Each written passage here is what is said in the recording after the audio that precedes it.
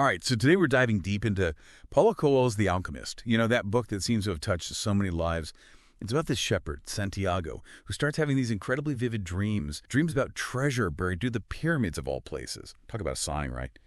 He ends up, of course, setting off on this quest across the desert, and, well, let's just say things get pretty interesting. Now, we're pulling this deep dive straight from oceanofpdf.com and sort of thealchemist.pdf. And whether or not you've already read it, hang with us, because today we're uncovering those timeless lessons that are woven throughout Santiago's adventure. You said it. The Alchemist is so captivating because of this idea of a personal legend. And it's more than just some wish, you know. It's that deep-seated yearning, a calling that's unique to each of us. So that's what we're here to unpack today. What does personal legend really mean? And more importantly, how does it connect to your life? Yeah, personal legend, powerful stuff. Right away, you've got Santiago and this dream.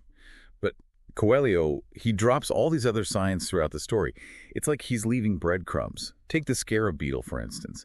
It keeps popping up at these really pivotal moments. It really does. Like the universe is trying to get our attention, right? Those subtle nudges we tend to miss in the daily grind. Coelho's really challenging us to become more aware, more attuned to the omens that are sprinkled throughout our own journeys. What if those keys to unlocking our own personal legends are right there in front of us? You know, it makes me think of that saying, you can lead a horse to water. You know the rest. It seems like Santiago, he's constantly being guided, but he still has to choose to act. He could just easily dismiss it all as coincidence, right? And that's the crux of it all, isn't it? The choices we make. Because Coelho isn't just saying, follow your dreams. It's about the importance of the journey itself. I mean, think about it. Real growth, true transformation. It rarely happens when we're comfortable. It's those uncomfortable moments, those unexpected detours, that's where we really discover ourselves. Like climbing a mountain, right? Anyone can picture themselves standing on that summit. Yeah. But it's the climb itself, the sweat, the moments of doubt, the sheer determination. That's where the real change happens. Exactly. And look at Santiago's journey. He gets robbed. He's caught in a tribal war. Heck, he even grapples with the heartache of leaving Fatima, this woman he falls for in the oasis. These aren't just random roadblocks, are they? These are the trials that forge his character. He comes out stronger, more intuitive, more prepared to actually live out his personal legend. You mentioned intuition, and that really stuck with me too. This whole idea of a language without words. It's almost as if Santiago can tap into this primal understanding. The connection with his sheep, the desert, even the wind seems to be whispering messages. Absolutely. It's like Coelho is tapping into something much deeper here. It's about that intuition, that inner voice, which often speaks so softly. In a world that's obsessed with logic and reason, he's saying, hey, reconnect with a more intuitive way of being, paying attention to the world in a different way. Sometimes the most profound truths can't be explained, only experienced. And that seems to lead us to this other big idea.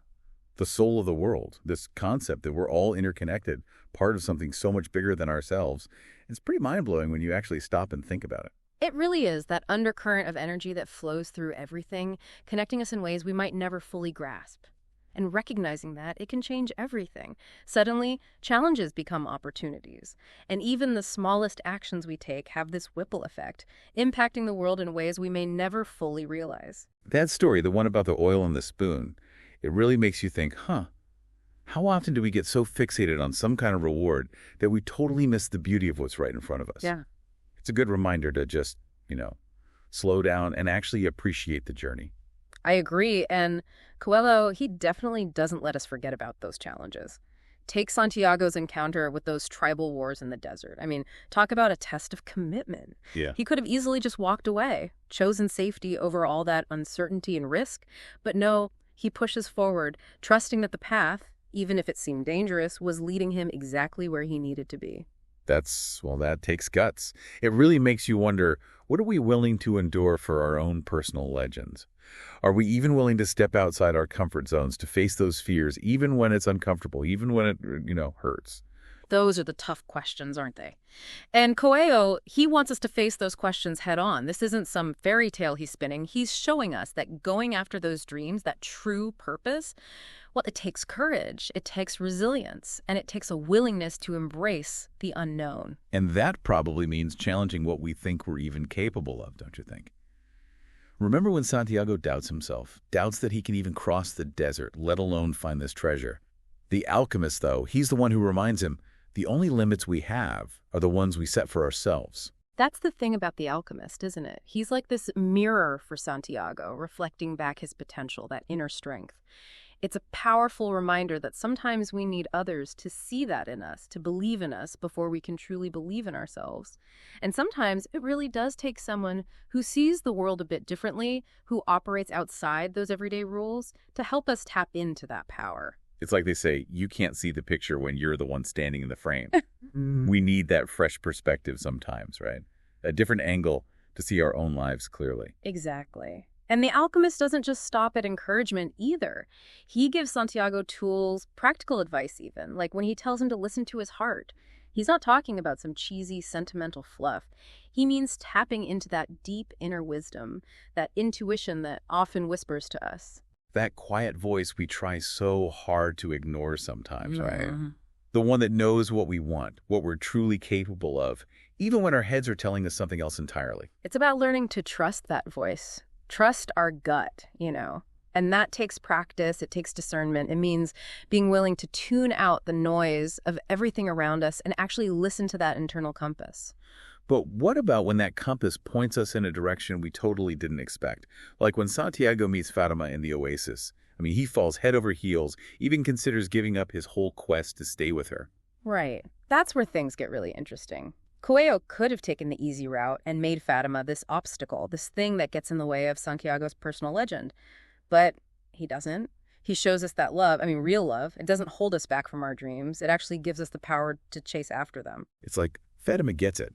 She understands he needs to finish this journey to become who he's supposed to be, and she loves him enough to let him. And that act of letting go, of just surrendering to the journey, that's where both Santiago and Fatima find an even deeper connection. It's a love that's not bound by physical presence, It's a love rooted in respect, in trust, and this understanding of each other's personal legends. That's a pretty powerful message. Love shouldn't be some kind of cage, but more like a launching pad.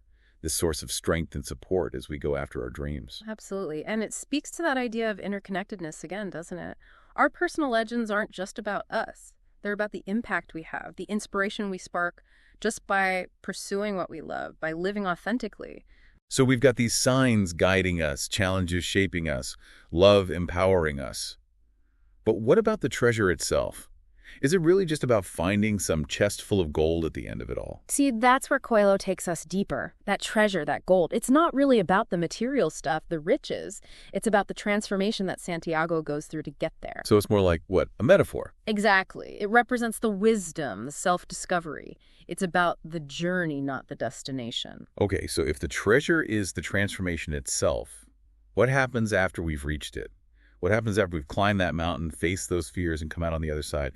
What's next? That's the million-dollar question, right? Yeah. What happens after you found that treasure? Do we just, retire, kick back and relax? See, that's what I love about The Alchemist. Coelho doesn't try to wrap everything up perfectly.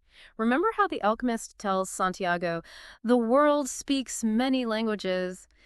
It's like he's saying, the learning never really ends. There's always something more to discover, Another angle to consider. It's like finally reaching the top of a mountain, only to realize there's a whole mountain range stretching out in front of you. Yeah.